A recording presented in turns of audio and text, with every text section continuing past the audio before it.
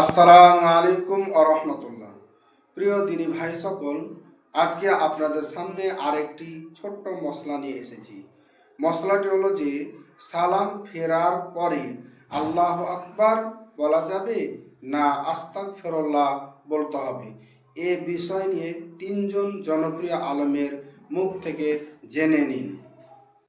আরব দেশে আপনি কোনো আলেমকে দেখবেন না এটা বলতে, তারা সবসময় বলে আস্তাগফিরুল্লাহ আস্তাগফিরুল্লাহ আস্তাগফিরুল্লাহ। কারণ হচ্ছে এটা একটা হাদিসের বুঝার ক্ষেত্রে এই ভুলটা হয়েছে। হাদিসটা হচ্ছে ইবনে আব্বাস রাদিয়াল্লাহু আনহু বলেছেন, বুখারীতে আসছে হাদিসটি। ইবনে আব্বাস রাদিয়াল্লাহু আনহু বলেছেন যে আমি রাসূলুল্লাহ সাল্লাল্লাহু আলাইহি ওয়াসাল্লামের সলাত শেষ হয়েছে বুঝতে পারতাম তাকবীর দিয়ে। তো ইবনে আব্বাস পিছনের কাতারে দাঁড়ানোর কারণে সাধারণত উনি বুঝতেন না, শোনা যেত না সালাত, আল্লাহু আকবার সালাম শুনতে পাইতেন না। তো তিনি মনে করতেন যে এরা তাকবীর বলছে, নিশ্চয়ই সালাত শেষ হয়ে গেছে। এটা দ্বারা তিনি বলছেন আল্লাহু আকবার বলছে। কিন্তু ঠিক এই জায়গাতে অন্য একটা হাদিসে জিকির আসছে। এর অর্থ হচ্ছে জিকির দ্বারা বুঝতেন যে সালাত শেষ হয়েছে। যে জিকিরগুলো তাকবীর দিয়ে, আরবরা কিন্তু শুধু তাকবীর দিয়ে তাকবীর বোঝায় না, জিকিরও বোঝায়। এবং জিকির দ্বারা তো বুঝছেন সুবহানাল্লাহ, আলহামদুলিল্লাহ, আল্লাহু আকবার, এগুলি হচ্ছে জিকির। এই জন্য বিশুদ্ধ মতে তো ওরা ইস্তেগফার করার পরে ইস্তেগফারও করতেন, এটাও জিকির, এবং তারা সুবহানাল্লাহ, আলহামদুলিল্লাহ, এটাও জিকির। তো এই জন্য এই জিকিরটাই এগুলি করতেন, ইস্তেগফার এবং জিকির করতেন। এটা হচ্ছে বিশুদ্ধ মত। শুধু আল্লাহু আকবার একবার বলাটা সহিহ হাদিস দ্বারা সাব্যস্ত হয়নি। তবে এটা আমি বলছি না যে এটা একেবারে বড় ধরনের বেদাত, সেরকম বলবো না। এই জন্য কারণ তারা একটা হাদিসের উপর আমল করতে গিয়ে তারা ভুল বুঝেছেন। যে কোনো মানুষ আমল করতে গিয়ে ভুল করে, তারা বেদাতে নয়, সেটাকে বলতে হয় যে তারা আমলই ভুল করেছেন। হ্যাঁ, সলফে সালের মধ্যে কেউ একটা বর্ণনা আসছে, এবং কোনো হাদিস নয়, সেটা তাবেঈদের আমল আছে, সেটা তারা ৩ বার তাকবীর দিতেন, এটা হাদিস আছে। এরকম একটা বর্ণনা আসছে।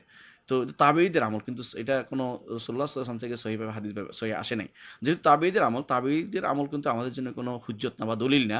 সেইজন্য আমরা এই যখনই আমরা ফরজ সালাত শেষ করব, তখন আস্তাগফিরুল্লাহ ৩ বার পড়ব। তারপরে আমরা ইয়াগুলি পড়ব, লা ইলাহা ইল্লাল্লাহু ওয়াহদাহু লা শারীকা লাহু, মানে অর্থাৎ তাহলিলগুলো সবগুলি শেষ করব। তারপরে আমরা তাসবিহগুলো, সুবহানাল্লাহ, আলহামদুলিল্লাহ, আল্লাহু আকবার গুলি পড়ে তারপরে আমরা অন্যান্য দোয়াগুলি করব। সালাম ফেরানোর পর ৫ ওয়াক্ত নামাজের পর নবী করিম সাল্লাল্লাহু আলাইহি সাল্লাম কি বলতেন?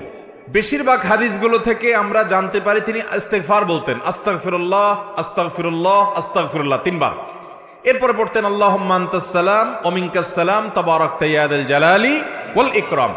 এই যে ৩ বার ইস্তেগফার নবী সাল্লাল্লাহু আলাইহি সাল্লাম পড়তেন। বুখারীর একটা হাদিস আব্দুল্লাহ ইবনে আব্বাস রাদিয়াল্লাহু তাআলা বর্ণনা করেছেন, সেখানে আছে নবী সাল্লাল্লাহু আলাইহি সাল্লামের নামাজ শেষ হওয়াটা তিনি জানতে পারতেন, টের পেতেন নবীজির মুখের তাকবীর শুনে। এখন এই হাদিসের আলোকে অনেক উলামায়ে কেরাম বলেন তাহলে সালাম ফেরানোর পর প্রথম তাকবীর বলতে হবে, যেহেতু তাকবীর শুনে সাহাবী বুঝছেন নামাজ শেষ হয়েছে, তার মানে আগে আল্লাহু আকবার বলতে হবে, এরপরে ৩ বার ইস্তেগফার বলতে হবে। এটা একটা গবেষণা এই হাদিসের আলোকে। অবশ্যই এটা যে সমস্ত উলামায়ে কেরাম বলছেন এই হাদিসের ভিত্তিতে বলছেন, সেটিকে উড়িয়ে দেওয়া যাবে না, অর্থাৎ তারা হাদিস বিরোধী আমল করেছেন বলা যাবে না, এটাকে সুন্নাহর খেলাফ বা আপনি একেবারে সারাসার গলত বলবেন না, বরং এটা তার গবেষণা হতে পারে এটা। আবার যে সমস্ত উলামায়ে কেরাম মনে করেন যে না, ইস্তেগফার দিয়ে পড়তে হবে, কারণ সমস্ত হাদিসগুলোতে ইস্তেগফারের কথাই বলা আছে। যে হাদিসে আল্লাহু আকবারের কথা বলা আছে, ওই সাহাবী আবার বুখারীতেই বর্ণিত হাদিসে নবী সাল্লাল্লাহু আলাইহি ওয়াসাল্লাম সালাম ফেরানোর পর ইস্তেগফার পড়তেন, সেটা বর্ণনা করেছেন। তাহলে এক জায়গায় ইস্তেগফারের জায়গায় তাকবীর একই লোক বললেন যে, তাহলে কিভাবে? তো এটার ব্যাখ্যা অনেকে বলেছেন যে এটার মানে হলো যে নামাজের তাকবীর তিনি শুনেছেন সেটার কথা বলেছেন, অথবা নামাজের পরে সুবহানাল্লাহ, আলহামদুলিল্লাহ, আল্লাহু আকবার নবীজি কখনো জোরে পড়ছেন সেটা শুনছেন উনি, ওইটার কথা হয়তো তিনি বলেছেন। এভাবে সমন্বয় অনেক মুহাদ্দিসগণ করে থাকেন। তাহলে বেশিরভাগ হাদিসের দিকে তাকালে আমরা দেখি সালাম ফেরানোর পরে ইস্তেগফার ৩ বার এটার কথা বলা হয়েছে। আর এই হাদিস থেকে বোঝা যায় তাকবীরের কথা বলা হয়েছে। কেউ যদি তাকবীর এবং ইস্তেগফার দুইটাই পড়ে, ইনশাআল্লাহ বিইذনিল্লাহ তিনিও সওয়াব পাবেন, সুন্নাহর উপরে আমল করেছেন, হাদিসের উপর আমল করেছেন। আল্লাহ তাআলা তৌফিক দান করুন। সালাম ফেরার পরে আস্তাগফিরুল্লাহ আস্তাগফিরুল্লাহ আস্তাগফিরুল্লাহ বলবেন, আল্লাহু আকবার বলবেন না। তাহলে যে এই তাকবীর শব্দটি এসছে, হাদিস দুটো এসছে এই মর্মে, হাদিস দুটো দেখায়। হাদিস সহিহ বুখারী 841 নম্বর, সহিহ মুসলিম 583, ইবনে আব্বাস রাদিয়াল্লাহু তাআলা আনহু থেকে বর্ণিত, বলছেন আন্না রাফআস সাউতি বিযিকরি হিনা ইয়ানসারিফুন নাস মিনাল মাকতুবাতি কানা আলা আহদিন নবী সাল্লাল্লাহু আলাইহি ওয়াসাল্লাম।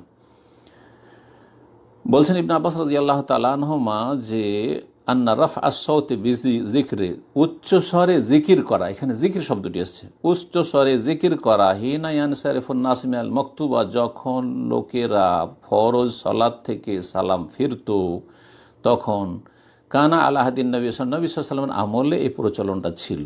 তাহলে কিসের প্রচলন ছিল? যে উচ্চ স্বরে জিকির করা, তাকবীর আসেনি কিন্তু এখানে, জিকির। আর জিকির যেমন আল্লাহ আকবর, তেমন জিকির হচ্ছে আস্তাগফিরুল্লাহ আস্তাগফিরুল্লাহ আস্তাগফিরুল্লাহ, এটি হচ্ছে জিকির, আল্লাহকে স্মরণ করা ইস্তিগফারের মাধ্যমে। দ্বিতীয় হাদিস ইবনে আব্বাস রাদিয়াল্লাহু তাআলা আনহু হতে বর্ণিত, বলছেন কুনতু আ'লামু ইযান সারাফু বিযালিকা ইযা সামিতুহু, আমি জানতে পারতাম যখন লোকজন সালাম ফিরতো, যখন তাদের কাছ থেকে শুনতাম কি। সহিহ বুখারীর 842 নম্বর হাদিস, 841 রয়েছে আগের হাদিসের যাতে রয়েছে জিকির, আর 842 রয়েছে কুনতু আরিফু ইনকিজা সালাতিন নবী সাল্লাল্লাহু আলাইহি ওয়াসাল্লাম বিতাকবীর, আমি নবী সাল্লাল্লাহু আলাইহি ওয়াসাল্লামের সালাতের সমাপ্তি হয়েছে, সালাত শেষ হয়েছে, এটা বুঝতে পারতাম বিতাকবীর, তাকবীরের মাধ্যমে। এখন তাকবীর বলতে যদি আল্লাহু আকবার হয়, আর আরেক হাদিস আসলো জিকির, তো এইরকম আমলটি অধিকাংশ আইম্মায়ে কেরামরা নিলেন না। আইম্মায়ে কেরাম থেকে দেখা যায় যে তাদের উক্তিতে এইরকম আমলের কথা, তাকবীর পাঠ করার কথা নেই, তাকবীর পাঠ করার কথা, আল্লাহু আকবার পাঠ করার কথা নেই।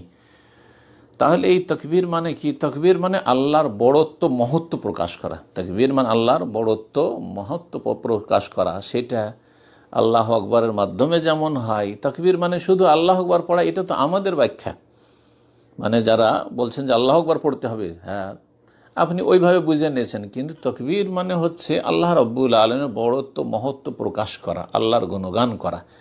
সেটা জিকির আজকার আস্তাগফিরুল্লাহর মাধ্যমে হইতে পারে, সেটা অন্য অন্য জিকির আজকারের মাধ্যমে হইতে পারে, আর সালাম ফেরার পরে বিভিন্ন জিকির আজকারগুলিতে তা রয়েছে। এই জন্য শেখ বিন ওসাইমিন রাহমাতুল্লাহ আলাইহি এই বিষয় সম্পর্কে আলোচনা করতে গিয়ে তিনি বলেছেন, আর অন্যান্য বলেছেন, যে এইখানে তাকবীর বলতে জিকির, এক হাদিস আর এক হাদিসের ব্যাখ্যা করে তাকবীর বলতে জিকির বোঝানো হয়েছে।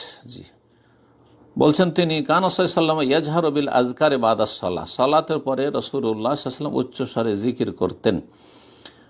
আব্দুল্লাহ বিন আব্বাস রাদিয়াল্লাহু তাআলা আনহু থেকে যেমন বর্ণিত হাদিস রয়েছে যে কানান নাস ফি আহদিন নবী ইয়াজহারুনা বিযিকরি বাদাস সালাত আলা আহদিন নবী সাল্লাল্লাহু আলাইহি ওয়াসাল্লাম।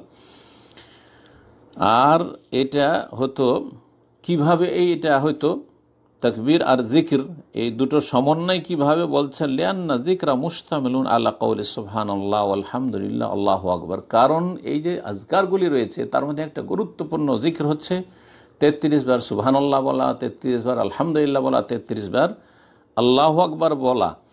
তো এই সবগুলি যে মুসল্লিরা পাঠ করতেন, তার মাধ্যমে ইবনে আব্বাস রাদিয়াল্লাহু তাআলা আনহু তখন কিন্তু নাবালক ছিলেন, ছোট ছেলে ছিলেন, কখনো সালাতে থাকতেন না যেহেতু, আর কখনো সালাতের বাইরে খেলাধুলা করছেন, আশেপাশে আছেন বা খালার বাড়িতে আছেন, ওখান থেকেই, খালার বাসা যেহেতু মাইমুনা রাদিয়াল্লাহু তাআলা আনহা উম্মুল মুমিনিন, আর সেখান থেকে শুনতে পেতেন জিকির আজকার, তখন আস্তাগফিরুল্লাহ আস্তাগফিরুল্লাহ আস্তাগফিরুল্লাহ বা সুবহানাল্লাহ আলহামদুলিল্লাহ আল্লাহু আকবার শুনতে পেতেন। তার মধ্যে বুঝতে পারতেন যে মসজিদে নববীতে সালাত শেষ হয়ে গেছে। তো শাইখুল ইসলাম কি বলছেন, যে এই তাকবীর বলতে যেই তাকবীর রয়েছে তাসবিহতে সুবহানাল্লাহ আলহামদুলিল্লাহ আল্লাহু আকবার। তো এই হচ্ছে এই সম্পর্কে মত। আর আমার কাছে এটি শক্তিশালী মনে হচ্ছে যে আল্লাহু আকবার না বলে আস্তাগফিরুল্লাহ বলবেন, আর তারপরে অন্য অন্য জিকির আজকারগুলি পাঠ করবেন। আল্লাহু তাআলা আলাম। তবে এই ক্ষেত্রে বাড়াবাড়ি করবেন না। আশা করি বিষয়টি স্পষ্ট হয়েছে, মশলাটি বুঝতেও পেরেছেন। আমার ভিডিওগুলো যদি ভালো লেগে থাকে তাহলে লাইক, শেয়ার, কমেন্ট করবেন। আর ইসলামিক ভিডিও পেতে আমার চ্যানেলটিকে সাবস্ক্রাইব করে বেল আইকনটি বাজিয়ে আমার পাশে থাকবেন।